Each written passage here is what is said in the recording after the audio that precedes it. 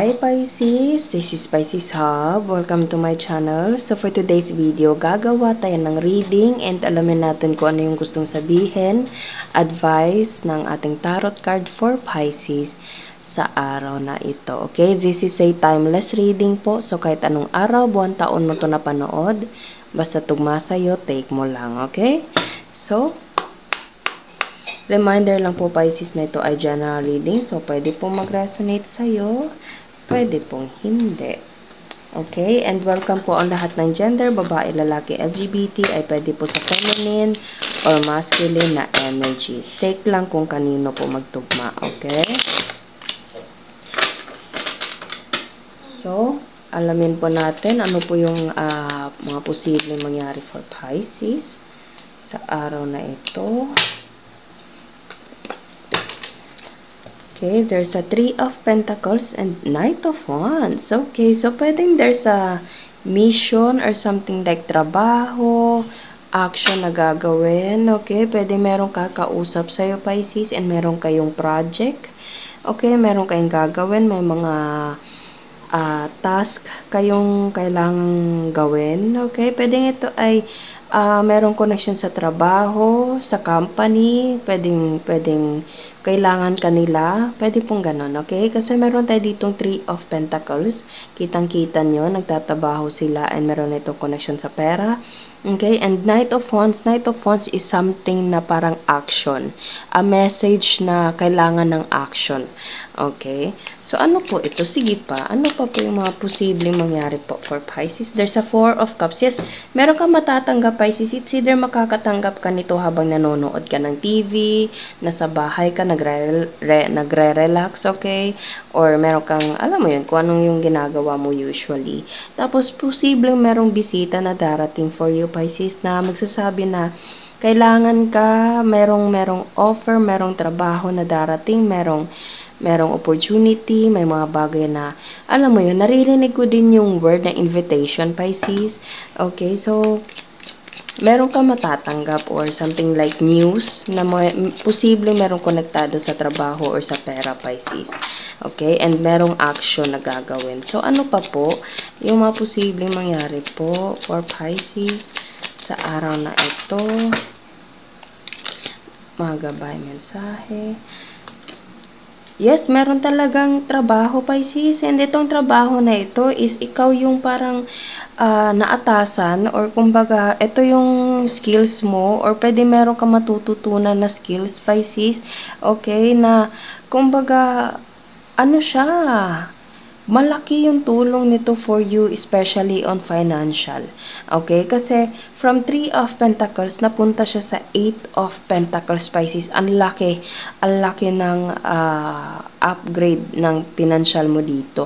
So, wow, ang ganda kung ang reading mo, ang gusto mo na reading, Pisces, is financial, pera. Ito po yun, okay? From 3 of Pentacles to 8 of Pentacles, Pisces. Merong offer na darating for you. It's either ihahatid mismo ng taong dinidil mo, Pisces, okay? Or balita, okay? Or news, or someone na kakilala mo, okay? Na it's either this is your current na trabaho or pwede panibagong trabaho. Naririnig ko din yung word na side hustle, Pisces. Okay? Kahit ano man ito, ang laki ng itinaas ng financial, ang laki ng tulong para sa pera nito, Pisces. Ang ganda sa financial na ito. So, ano pa po yung mga posibleng mangyari po for Pisces sa linggong ito? Tinatawag ako ng The Keeper, the Fortune Telling card. Saglit lang po. And there's a death. There's a parang ano ba to? New begin, transformation. Pwedeng kaka-lay off mo lang, Pisces, okay? Or something like merong natigil, merong nahinto, okay? Or there's a new beginning. Kasi itong death na ito, hindi po yan literal. It is something like parang transformation, okay? Another journey. Okay, pwedeng ito ay bago para sa'yo, Pisces. Ito ay bagong opportunity, bagong trabaho. Pwede pong ganun, okay? Because of this death right here. And 10 of Swords. Okay, so medyo madami-dami din yung mga alam mo yun, mga bagay na pinagdadaanan, Pisces, okay? Kasi Ten of Swords is something like may mga stress sa buhay, yung mga ganon, mga pinagdadaanan sa buhay, pwedeng kaka-lay off mo lang, pwedeng mga bagay na medyo tagilid, okay? May mga bagay na, alam mo yun, na kailangan ng panibagong pang-financial. And ito na yun, actually. Ang ganda ng pasok ng 4 na cards na nandito because of these these 2 cards na nandito, bottom of the deck and this one, okay? So, merong magandang, kumbaga, new opportunity na darating for you, Pisces, okay? Pwede matatanggap mo ito habang nanonood ka ng TV, habang nagse-search ka bigla ko nasabi or sasabihin ko yung Facebook. Pwede pong ganun, okay? So may mga matatanggap kang balita. It's either in that social media, Pisces, okay? Kung hindi naman, may mga tao siguro na lalapit sa'yo and sasabihin kung sasama ka ba, gusto mo ba, yung ganito, ganyan, okay? So, ang ganda actually. So, kuha tayo ng The Keeper, the Fortune Telling card. Kuha pa tayo ng other information for this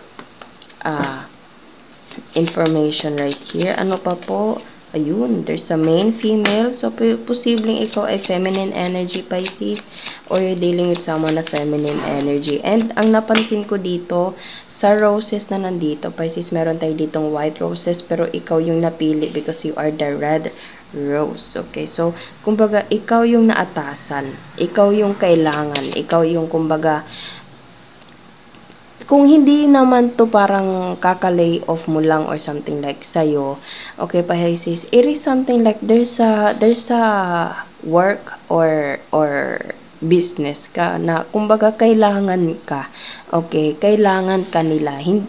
It is something like hindi mo totally sila kailangan, pero ikaw yung kailangan nila ng tao na makakatulong sa kanila. Pwede pong ganun because of your talent, because of your skills, okay, pwede pong ganun, Pisces. So, kailangan ka nila para maiahon kung ano man itong pinagdadaanan nila sa kanilang negosyo or sa kanilang trabaho po. So, kailangan nila ng another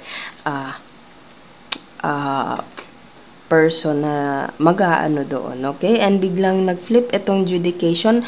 Meron kang kakausapin, Pisces, mag-uusap kayo, pwedeng 3 tao kayo, or pwedeng pagpipilian, okay? And ikaw yung mapipili, okay? There's a job offer, naririnig ko dito. There's a company, naririnig ko din yung word na HR, okay?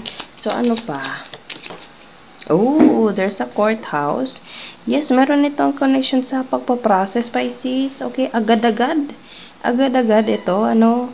Kasi, nakikita niya yan, no? Pinagpipilian yung mga bagay, yung mga tao. And, yung pag-process ay, ano, after the adjudication, courthouse agad and nakahawak na siya sa mga documents na nandito. So, agad-agad to siya, Pisces. Agad-agad. Okay, so ano pa? Ano pa po yung mga mensahe niyo po for Pisces para sa araw na ito? Mga gabay mensahe para kay Pisces sa araw na ito. May message pa po ba kayo? Bad health. Okay. And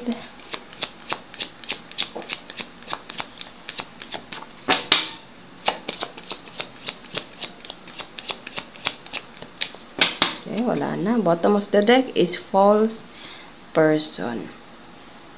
Okay. So, sa dalawang cards na naman natin dito, itong bottom of the deck and this card right here is medyo tagilid, no, Pisces. Pero, dito sa 3 naunang cards, dito sa taas na 4 na naunang cards, ito yung parang nagbibigay sa'yo ng parang mga, alam mo yun, hints na posibleng mangyari. And there is a like opportunity na darating for you, Pisces. It's either pinagpipilian or pipiliin ka, okay? Aside of kumbaga sa lahat ng mga white roses na nandito, ikaw yung mapipili, okay? And agad-agad, ang bilis na rin, nakikita ko dito, ang bilis ng pangyayari dito, Pisces. Ano, ang bilis ng mga processing, okay, because of this Three of Pentacles, especially this Knight of Wands. Ang bilis ng movement na ito.